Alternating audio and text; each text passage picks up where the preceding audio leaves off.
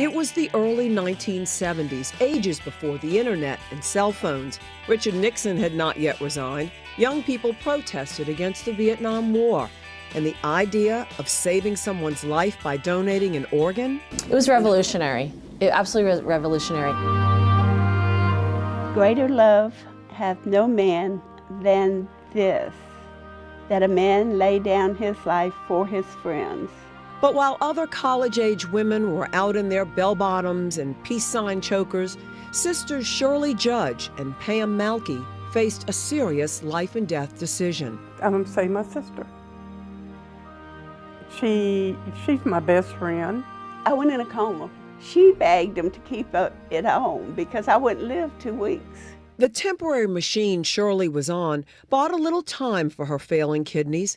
Rheumatic fever as a little girl in the 1950s slowly began stealing their function when she was 13. He told my mom and me that I probably would not live past 25.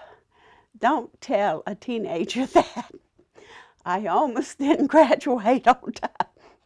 I mean, I'm thinking, what's the point?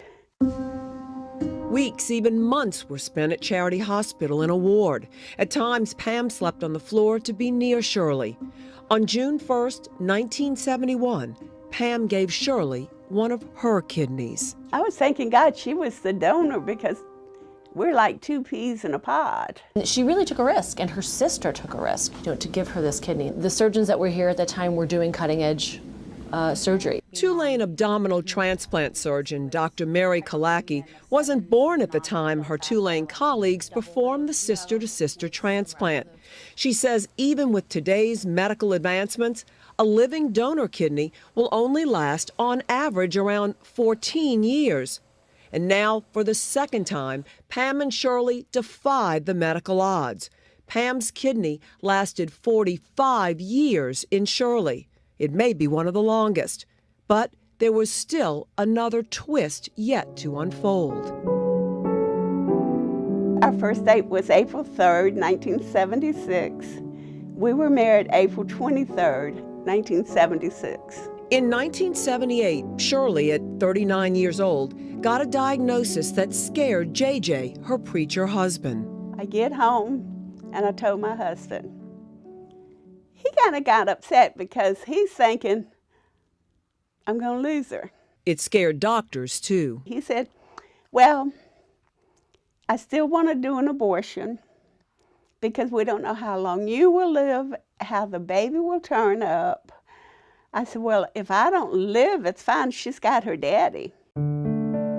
Shirley and their baby girl Joy outlived JJ.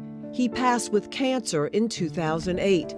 Then 8 years later, in 2016, Pam's kidney was finally failing in Shirley. And it was that little girl, Joy, now a grown woman with children of her own, who matched her mom. She writes, 4 decades ago, Mom had to make a decision. She had to choose between me or herself. She chose me. I chose her. Joy wants no spotlight or role in this story.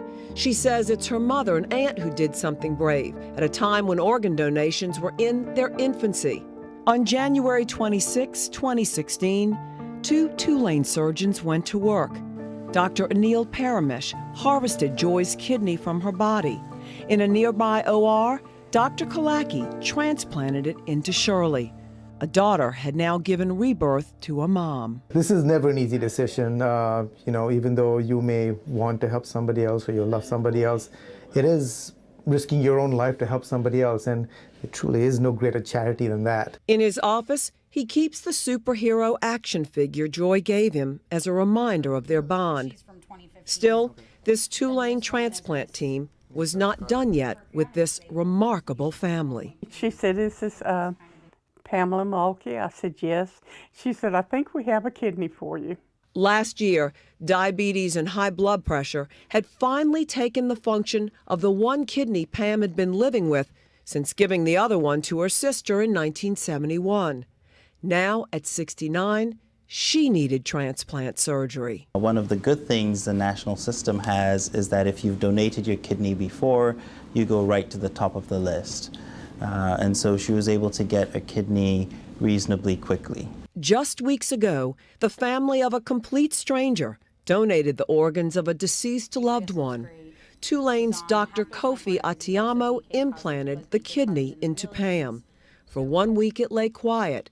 Then, on Christmas morning, it began to work. I told the lady at Walmart, and I said, this year I got the best Christmas in the world. She said, what'd you get? I said, I got a new kidney.